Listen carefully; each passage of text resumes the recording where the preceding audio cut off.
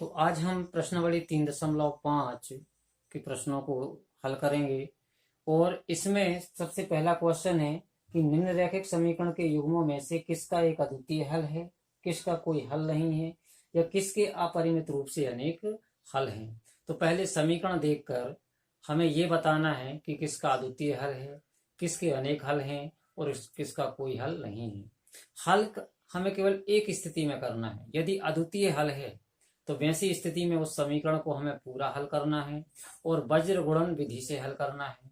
लेकिन यदि अनंततः अनेक हल हैं तो फिर हमें आगे हल नहीं करना है, और यदि कोई हल नहीं है तो उसको भी हमें आगे हल नहीं करना है। बस केवल जिसके अद्वितीय हल हैं उसी को हर पूरा हल करना है। तो प्रश्न पहले का पहला समीकरण है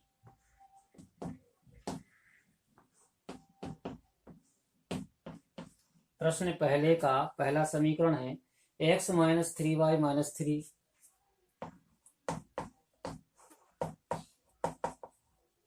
और दूसरा समीकरण है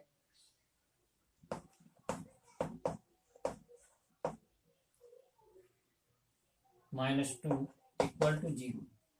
ये पहला इक्वेशन है इसका। तो सबसे पहले हम यही देखेंगे कि इसमें अद्वितीय हल है या कौन सा हल है। तो सबसे पहले यहां देखिए a1 कितना है, a1 1 है, b1 कितना है -3 है, c1 कितना है। हम यदि इसको पक्षांतरित कर दें तो ये प्लस का हो जाएगा, ठीक है। हम चाहें तो इसको ऐसा ही लिख सकते हैं -3, लेकिन यदि हम पक्षांतरित करके करते तो 3 को इस तरफ ले जाते तो प्लस का 3 भी लिख सकते थे। फिर यहाँ देखिए a2 कितना है 3 है, b2 कितना दिया गया है -9 और c2 कितना दिया गया है -3। तो ये अब इसके बाद इसको 1/3, यहां से 1/3 आएगा, यहां से -3 अपॉन -9 इक्वल टू यहां पर -3 अपॉन -2। अब यदि इसको हम कैंसिल करें तो 1/3 तो यहां से है, ये माइनस माइनस कैंसिल हो जाएगा। 9 को हम 3 से क्रॉस करेंगे तो यहाँ से 1/3 आएगा प्लस का, ये माइनस माइनस कैंसिल हो गए हैं। यहाँ पर भी ये कैंसिल हो जाएंगे और यहाँ से बचेगा 3/2। तो देखिए इस इक्वेशन में पूरा यहाँ से ये दो संख्याएं बराबर हैं, लेकिन बाद की संख्या 3/2 जो है वो बराबर नहीं है। तो यहाँ पर क्या होगा कि यहाँ पर कौन सी स्थिति लागू होगी, a1/a2 बराबर है b1/b2 के, लेकिन ये बराबर आगे इसके बराबर नहीं है, c1/c2 इनके बराबर नहीं है। तो ऐसी स्थिति में क्या होता है कि ऐसी स्थिति में कोई हल नहीं होता, अतः इस समीकरण निकाय का कोई हल नहीं होगा। इस समीकरण निकाय का कोई हल नहीं होगा। अब कोई हल नहीं है तो इसको आगे हल भी नहीं करना है, बस ये क्वेश्चन इतना ही रहेगा। हल केवल हमें उन परिस्थितियों में करना है जहां अद्वितीय हल है तो आगे करना है, अन्यथा हम यहीं तक करेंगे। लेकिन हाँ, इतना करना पड़ेगा, परीक्षा में यदि क्वेश्चन आ जाता है, एक साल ऐसा क्वेश्चन आ गया था कि उसमें कोई हल नहीं करना था आगे, लेकिन यहाँ तक तो करना पड़ेगा इसको।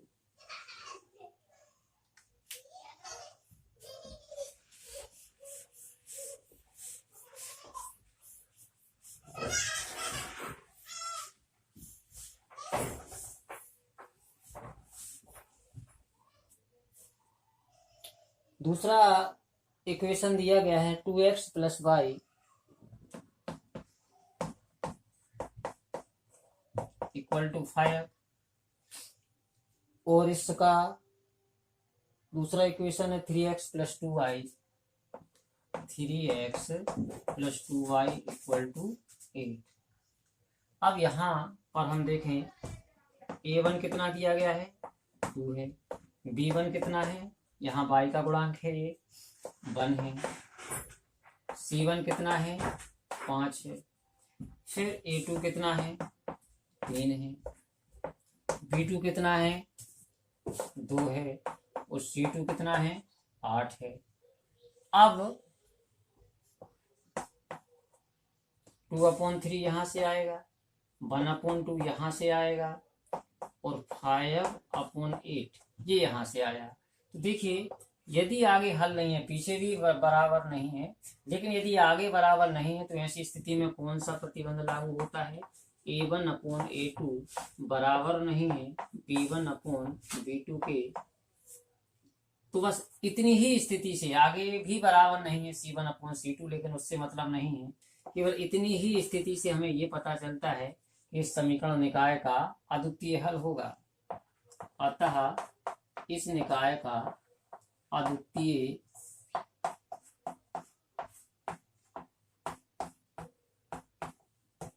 हल होगा। तो यहां पर इसका अद्वितीय हल होगा, तो फिर हमें इसको पूरा हल करना है। और क्वेश्चन में दिया गया है कि इसको वज्र गुणन विधि से हल कीजिए, तो हम वज्र गुणन विधि से ही हल करेंगे। तो अब इसके आगे हमें वज्र गुणन का फार्मूला लिखना है। तो इसको ऐसा ही लिखा रहने दो, यहां पर ये हम मिटा दे रहे हैं बस।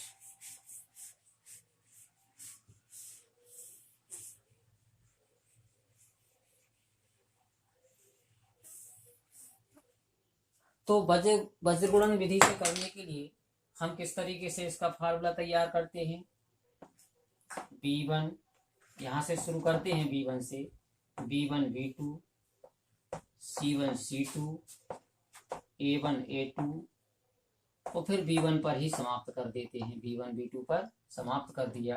तो देखिए अब x के बराबर संख्या जो होगी वो क्या होगी, B1C2 माइनस B2C1, ये संख्या किसके बराबर होगी, x के।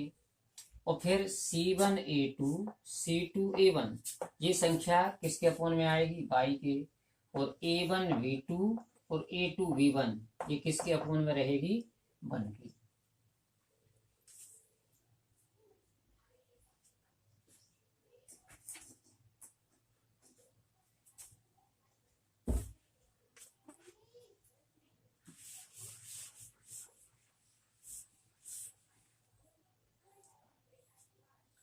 तो अब इसको लिखते हैं, x के अपोन में क्या रहेगा, B1C2 माइनस B2C1,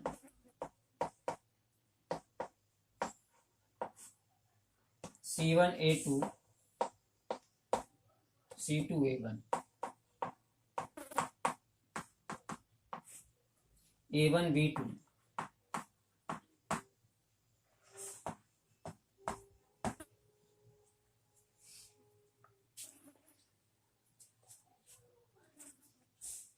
अब इनके मान रखेंगे। अब A1 A2 B1 B2 यहाँ पर जो मान रखे हुए हैं वो हम रखेंगे कहाँ पर, यहाँ पर।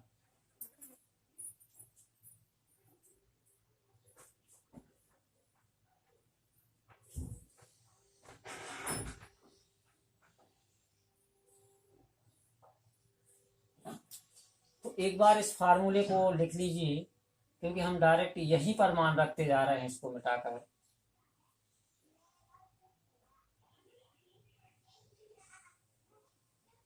जैसे यहाँ B1 है, यहाँ C2 है, तो B1 के स्थान पर क्या रखेंगे, 1 इंटू C2 के स्थान पर क्या रखेंगे, 8। तो यहाँ क्या हो जाएगा, 1 इंटू 8 माइनस B2 कितना है, 2 है, और C1 कितना है, 5 है। तो यहाँ कितना हो जाएगा, माइनस 2 इंटू 5। फिर यहाँ C1A2 है, C1A2, C1 क्या है, 5 है, A2 कितना है, 3 है। तो इसका मान यहां रखेंगे,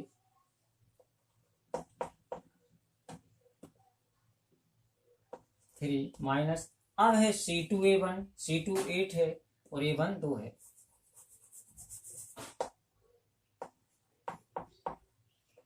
अब यहां रखेंगे A1B2, A1 2 है, B2 भी 2 है, तो इसके लिए A1B2 2 इंटू 2 और A2B1, A2 कितना है, 3 है, b1 कितना है 1 है, तो इनके मान रखेंगे यहाँ पर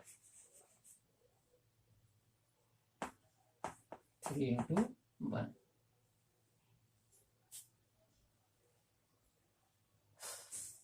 तो अब इसके बाद इसको हम आगे सॉल्व करते हैं।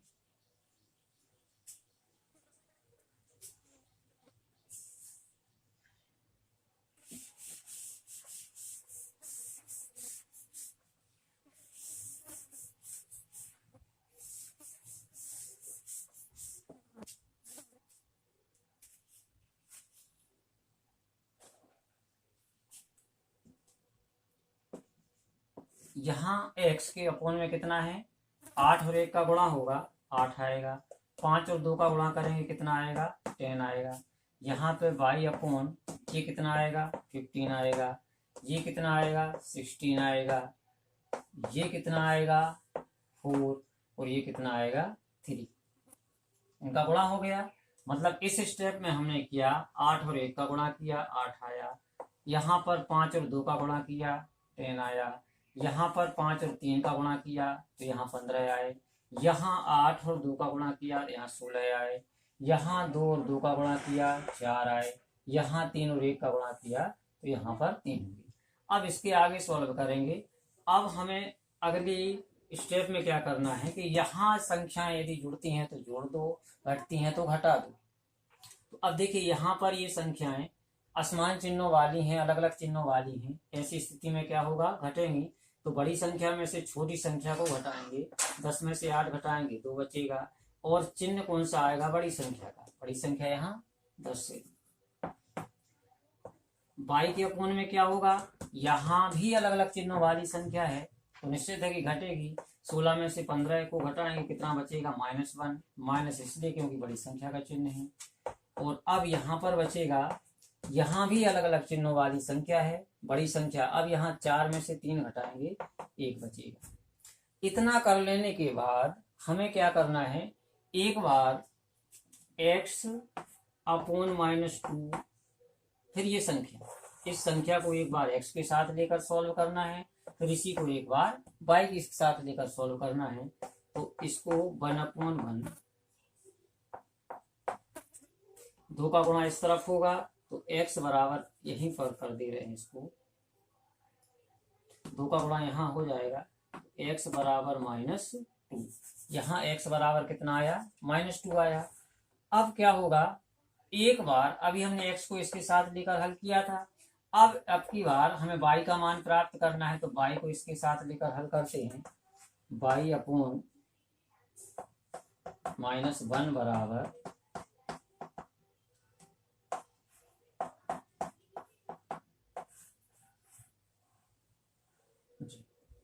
तो x बराबर, आंसर कितनी हुई इसकी, x बराबर -2 और y बराबर -1। तो इस तरीके से ये पूरा हल केवल उन परिस्थितियों में करना है जिन परिस्थितियों में यदि अद्वितीय हल है, ठीक है। यदि अनेक हल हैं, कोई हल नहीं है, तो फिर वैसी स्थिति में हम इसको यहाँ तक सॉल्व नहीं करेंगे। और यदि हमने हल करने का प्रयास किया भी तो हमें कोई संतुष्टिजनक उसका आंसर प्राप्त होने वाला भी नहीं है। तो इस तरीके से दूसरा क्वेश्चन हो गया इसका।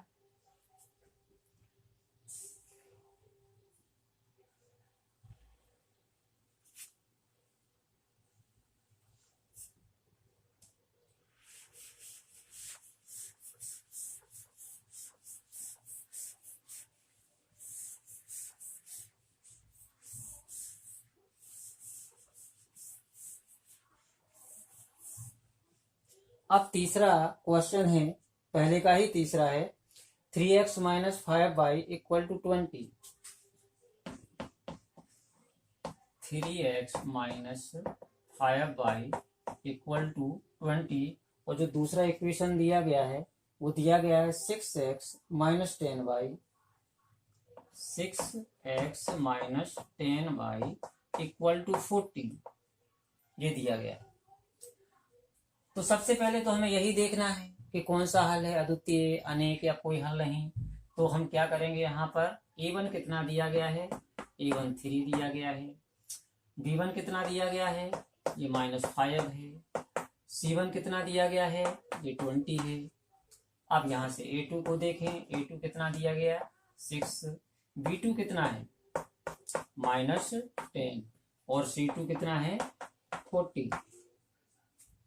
अब इसको लें हम 3/6, यहाँ की ये संख्या लें -5/-10 इक्वल टू 20/40 जी। अब यदि हम इनको काटेंगे, कैंसिल करेंगे, तो यहाँ से हमें कितना प्राप्त होगा, 1/2। यहाँ माइनस माइनस कैंसिल होगा और यहाँ पर इनको काटेंगे तो 1/2 यहाँ से भी प्राप्त होगा। तो इस तरीके से हम देखते हैं कि इस समीकरण में तीनों ही संख्याएं बराबर हैं। तो ऐसी स्थिति में कौन सा प्रतिबंध लागू होगा, A1/A2 equal to B1/B2 equal to C1/C2। और ऐसी स्थिति में क्या होता है, अनंततः अनेक हल होते हैं। अतः इस समीकरण निकाय के अनेक हल होंगे। इस समीकरण निकाय के अनेक हल होंगे। बस इसको यहीं तक करना है।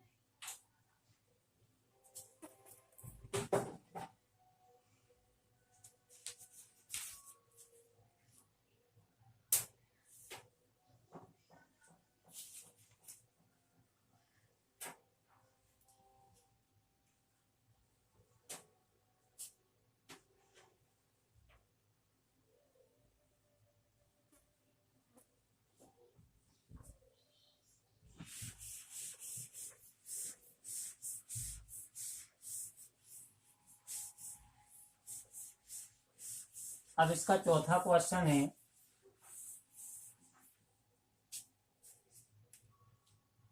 x - 3y - 7 x - 3y - 7 equal to 0। और इसका दूसरा समीकरण है 3x - 3y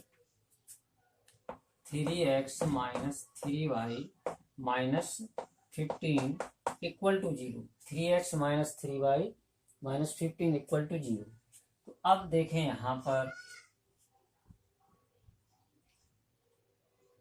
A1 कितना दिया गया है, 1 है, B1 कितना है, -3 है, C1 कितना है, -7 है, A2 कितना है, 3 है, B2 कितना है, -3 है और C2 कितना दिया गया है, -15 दिया गया है। तो अब ये संख्या 1/3, यहाँ से इस संख्या को लेंगे तो ये कितना है, -3/-3। फिर यहाँ से ये संख्या जो है -7 -15। देखिए इसको अगर हम कैंसिल ही करेंगे तो यहाँ से 1/1 आएगा, तो ये संख्याएं बराबर नहीं है। तो यहाँ किस समीकरण निकाय का पालन हो रहा है, A1/A2 बराबर नहीं है B1/B2 के, अतः अद्वितीय हल होगा।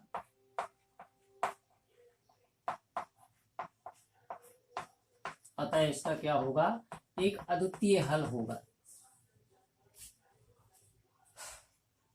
तो अद्वितीय हल है तो अब इसको हम आगे हल करेंगे। यहां हमने पूरा किया नहीं है, अगला स्टेप वैसे ही बता दिया।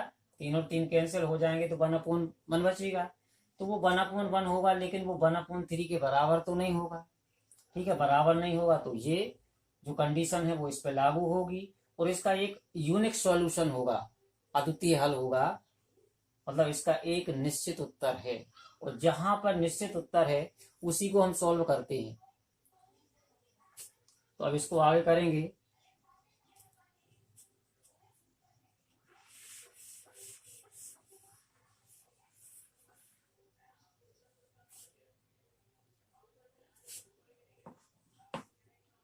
B1 B2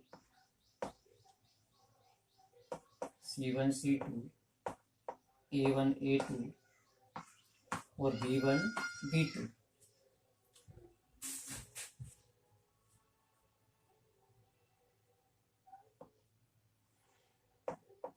तो यहाँ देखिए b1 कितना है,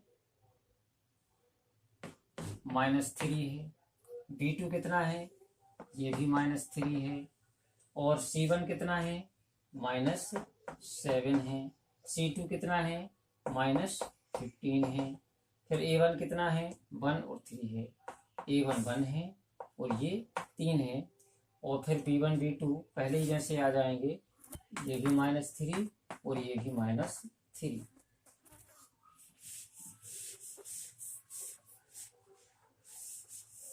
हम चाहें तो इस तरीके से संख्याएं भी व्यवस्थित कर सकते हैं बजगुणन के आधार पर। तो अब इसका फार्मूला तैयार करेंगे।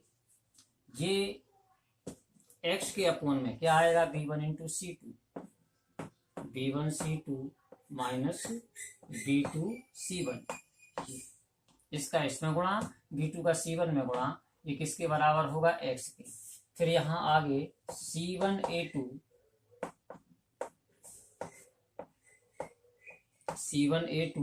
और c2a1,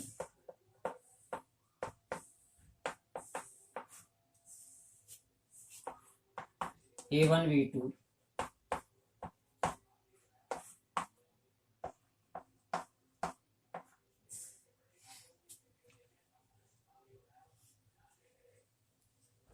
तो अब हम मान रखते हैं यहाँ b1 कितना है, -3 इंटू, और b2 कितना है, ये भी है -3।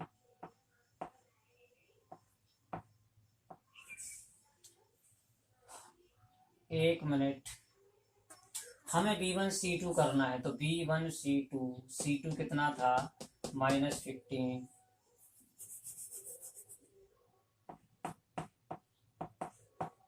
फिर कितना करना है, b2 c1, तो b2 कितना है, -3 है,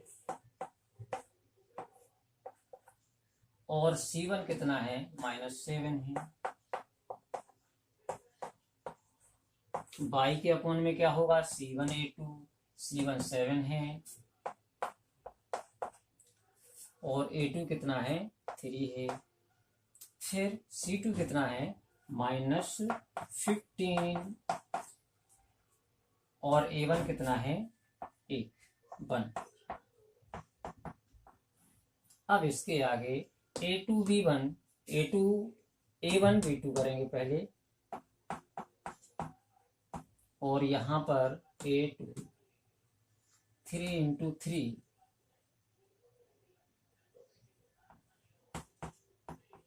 -3 होगा ये। तो अब इसको आगे करेंगे, इनका गुणा करेंगे, माइनस माइनस का गुणा होता है तो वो संख्या क्या हो जाती है, पॉजिटिव हो जाती, धनात्मक हो जाती। तो 15 का 3 में गुणा करेंगे, कितना आएगा, 45, 45।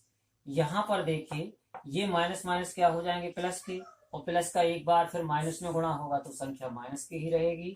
7 और 3 का गुणा करेंगे, ये हो गए 21, यहाँ से 22, तो इसको करेंगे 21, और ये कितना हो जाएगा, +15, दिख रहा है। चलो ठीक है। अब आगे यहाँ 3 और 1 का गुणा होगा तो -3 आएगा, और यहाँ माइनस माइनस का प्लस हो जाएगा। 3 और 3 का गुणा करेंगे तो 9 हो जाएंगे। अब इसको आगे सॉल्व करें, एक बार इसको देखो, लिखना हो तो लिख लो।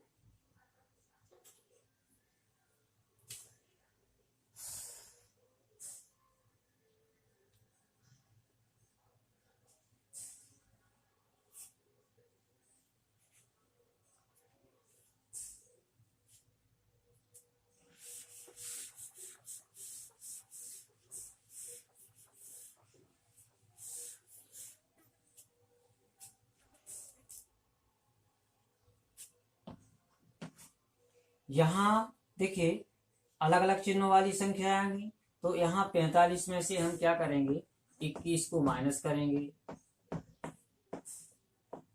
कितना बचेगा, 24 बचेगा, 24।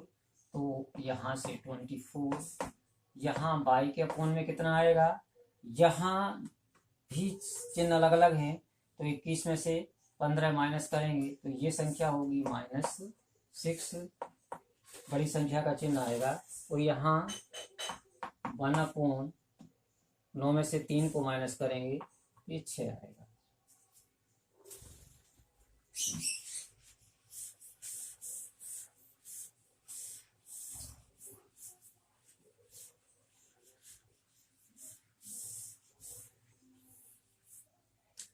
अब एक बार हमें x का मान प्राप्त करना है, तो x को हम 1/6 के साथ लेकर सोल्व करें।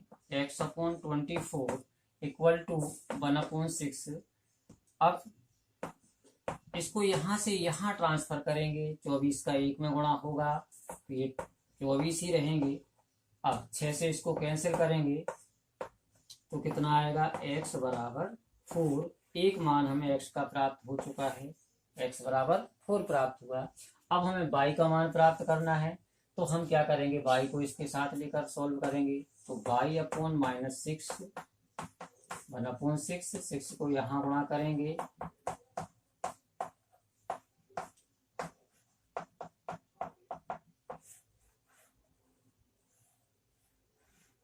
जी। तो इस तरीके से x बराबर 4 और y बराबर -1 ये हमें प्राप्त हुआ। तो ये प्रश्नावली 3.5 के प्रश्न पहले के सभी क्वेश्चन हो चुके हैं। अब इसका जो दूसरा क्वेश्चन होगा, दूसरा क्वेश्चन कुछ ज्यादा महत्वपूर्ण है, तो उसको हम कल करेंगे।